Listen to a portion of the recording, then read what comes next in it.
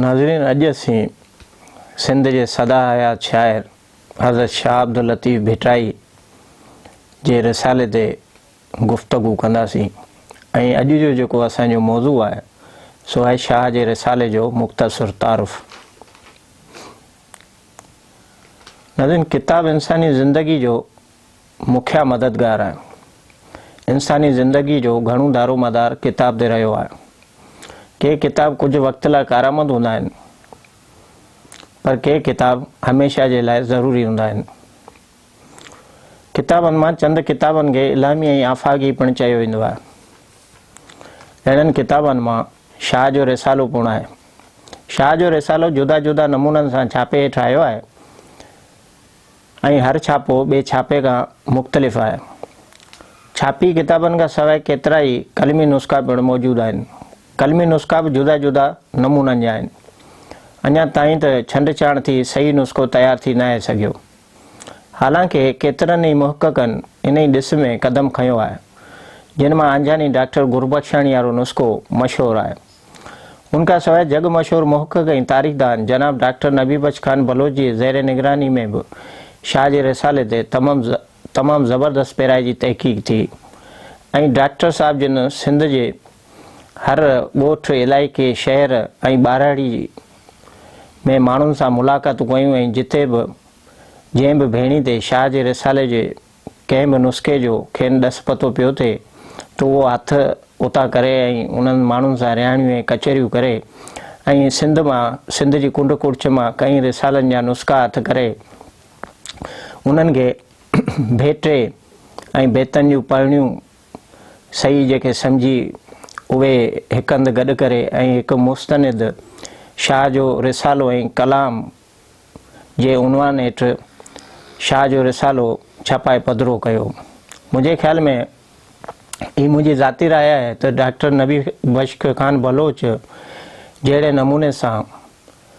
ऐं जहिड़ी जफ़ाकशी ऐं जाखोड़ सां शाह जो रिसालो ते तहक़ीक़ कई आहे, अहिड़ी पाए जी तहक़ीक़ अॼु ताईं न आहे थी सघी। इन कम में डॉक्टर बलोच सां सिंध जे काफ़ी सुॼाण अदीबनि, सुगड़नि, शाइरनि साथ ॾिनूं, तॾहिं शाह जो रिसालो मुस्तनिद ऐं हिकु ज़बरदस्त नमूने जो छपजी पधिरो थियो। नाज़रीन, शाह जो रिसालो रुगो शेरो शाइरी जो भंडार न आहे, बल्कि हिकु नए राग जी एजाद जो दस्तावेज़ पिणु आहे, जेको दंबूरी तारनि ते ॻायो वॼायो वेंदो आहे। शाह जो राग जी दुनिया में हिकु नई एजाद आहे, जेको सिर्फ़ सिंध सुवारी खे ई हासिलु आहे।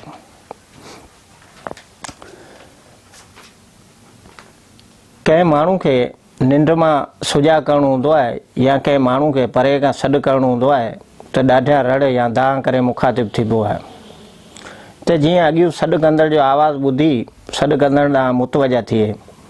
अहिड़ी रीति शाह जो राग बि वॾे सॾु या दाह सां शुरू कबो आहे त जीअं निंड में सुतल या परे वेठल बीठल या वींदड़ इहो सॾु सुणी ओरे अचे ऐं सॾु कंदड़ खे ॿुधे त हू छा थो चवे। भिटाई साहिब जो रागाई या राॻींदड़ रागी शुरूआति कंदड़ पहिरियां ई वॾो सॾु कंदो ऐं पोइ सॾ खे झको कंदो कंदो बेतूं मिसराऊं चवंदो वेंदो त जीअं ॿुधण वारो उनखे ॿुधी सुणी परखे ऐं परूड़े सघे। हिकु फितरी उसूल आहे त वॾे सॾ या ऊचे आवाज़ खे ॿुधी इंसानु हिकदमि उॾ मुतवजा थींदो आहे। भिटाई साहिब जा बैत राग दौरान अहिड़ा सॾ आहिनि जिन खे भिटाई साहिब चयो आहे त बैत न भायो माण्हू आहे, इहे आयतूं आहिनि, नियो मन लाइन पिरियां संदे पार ॾे।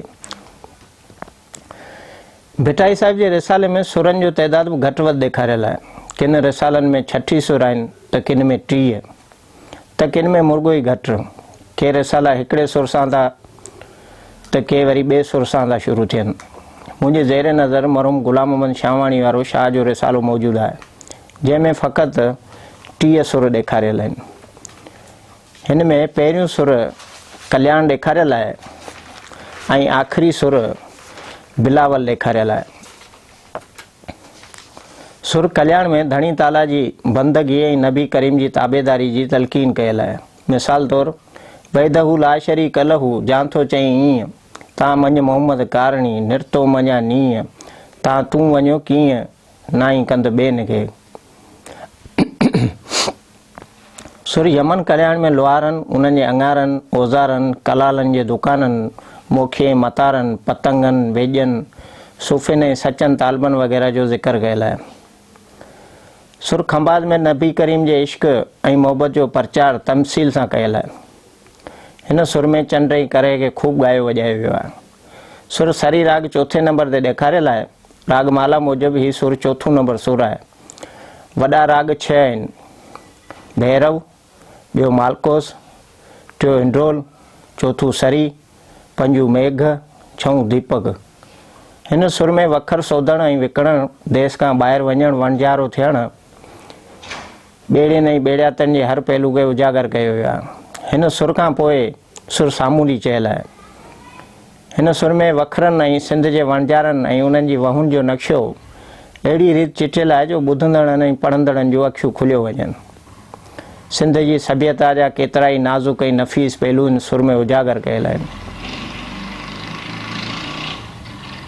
हीअ बि हिकु रिवायत आहे त भिटाई साहिब जे वक़्त में ऐं उनखां पोइ केतिरे ई वक़्त ताईं ठठ ऐं उनजे आसपास सामूंडी बंदरनि ते फ़क़ीरनि खे सुर कामोर करण जी मनाई कयल हुई, छाकाणि त वणझारनि जूं वहूं सुर कामो ॾिया बैत ॿुधी करे बेहोश थी वेंदियूं हुयूं ऐं उन्हनि बैतनि जो मथनि तमामु गहरो असरु थींदो हो।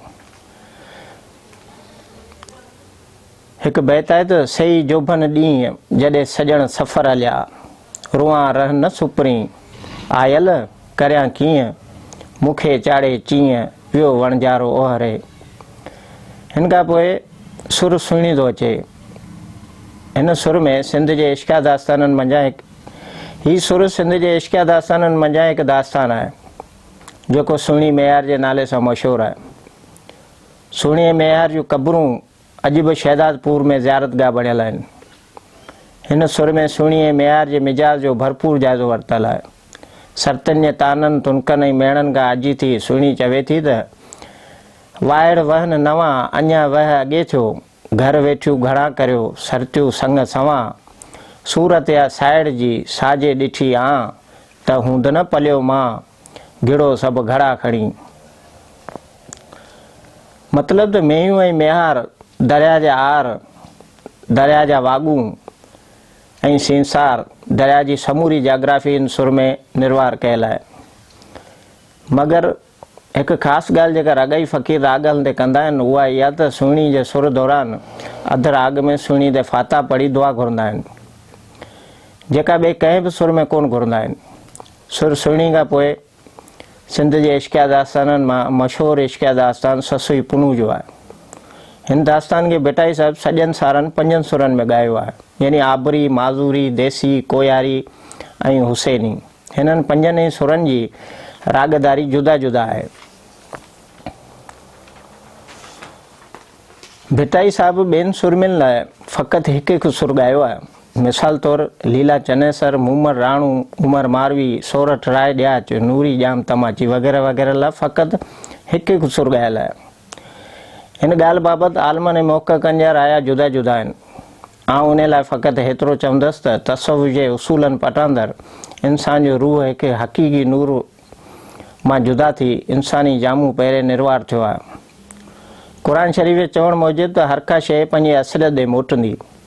उन चवण पटांदड़ रूह जेको नूर मां जुदा थी इंसान में आयो आहे उनखे बि आख़िरकार पंहिंजे हक़ीक़ी नूर सां मिलणो आहे। इहा हक़ीक़त समूरनि सूफ़ियुनि ऐं दरवेशनि वटि मुसल आहे। भिटाई साहिब जॾहिं शऊर ऐं मेराज खे पहुतो तॾहिं इश्क़ इलाही जा आलाप संदसि सीने सगोरे मां सिरकंदा ज़बान ते आया ऐं ससुई जो रूप धारे निकिरी निर्वार थिया। जॾहिं इश्क़ इलाही तुफ़ैल जी हक़ीक़त मालूम थिए थी त हीअ रूह हिन इंसानी जिस्म मां निकिरी हिकु ॾींहुं ज़रूरु हक़ीक़ी नूर सां मिली नूर थियणो आहे, तॾहिं नूर सां मिलण लाइ रवानगी शुरू कजे थी। इहा रवानगी हक़ीक़ी महबूब या हक़ीक़ी हक़ सां मिलण जी आरज़ू आहे। तंहिं करे हिन तमसील खे भिटाई साहिब पंहिंजे लाइ इस्तेमालु कयो आहे ऐं उन हक़ जी ॻोल्हा में वर्लाप कंदे कंदे सॼा सारा 5 सुर चई वियो आहे। जॾहिं जॾहिं उन जाखोड़ दौरान भिटाई साहिब खे हक़ हासिलु थियो आहे तॾहिं तो फरमाए त पई जा पाण में कयम रूह रियाण त नको डूंगर ॾेह में नका केचिन काण पुनू थियसि पाण ससुई दा सूरवा। उन खां पोइ 12हें नंबर ते आहे सुर लीला चनेसर। ही सुर लीला ऐं चनेसर जे किसे ते चयल आहे। लीला चनेसर पाण में सॻा सोट हुआ। लीला उन वक़्त जे रवाज मुताबिक़ राग ऐं नाच सिखी भड़ थी हुई। ॿिन्ही जी शादी थियण खां पोइ हिक ॿिए में बदगुमानी पैदा थी पई ऐं नेठि चनेसर लीला खे संदन राजधानी लियोर मां तड़ाए कढी छॾियो ऐं कोनरो सां शादी कयईं।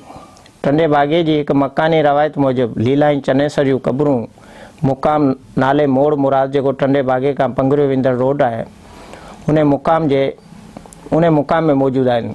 हिन सुर में हठ वॾाई ऐं अभिमान खां पासे थियण जी तलक़ीन कयल आहे।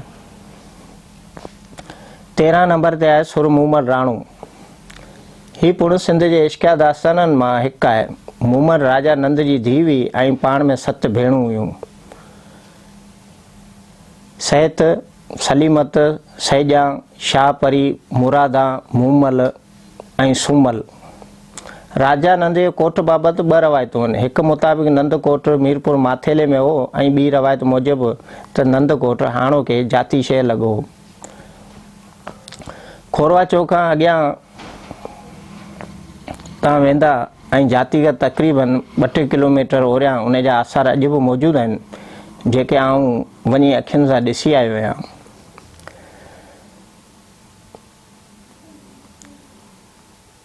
ज़ाल मुड़ुस में बदगुमानी थी पई। नतीजे तौरु ॿिन्ही गॾिजी वफ़ात पाती। 14 नंबर ते सुर मारवी। हीअ बि सिंध जे इश्किया दास्ताननि मां हिकु आहे। मारवी सिंधी औरतुनि जी असमत, इज़त, एतराम, लॼ, शर्म जो सिंबल आहे। धनार जी धीउ ऐं शादीशुदा औरत खे उमर सुमरो बादशाह उमरकोट में खणी आयो ऐं क़ैद करे छॾियईं। कंहिं बि हिले बाज़ न आई। नेठि उमर बादशाह खेसि माइटनि मोकिले ॾिनो। 15 नंबर ते सुर कामोद चयल आहे।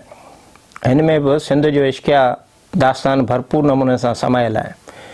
नूरी गंदरी ऐं समूह जाम तमाची सिंध जो बादशाह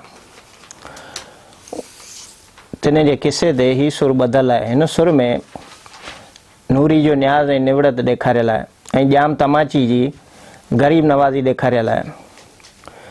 16 नंबर ते आहे सुर घातू। घातू जी माना आहे मच्छी जो शिकार कंदड़। कराची जे कुन में मोड़े नाले मलाह जा 6 भाइर शिकार करण विया जिन खे हिकु वॾी आफ़त मांगर मच्छ गिड़काए वियो।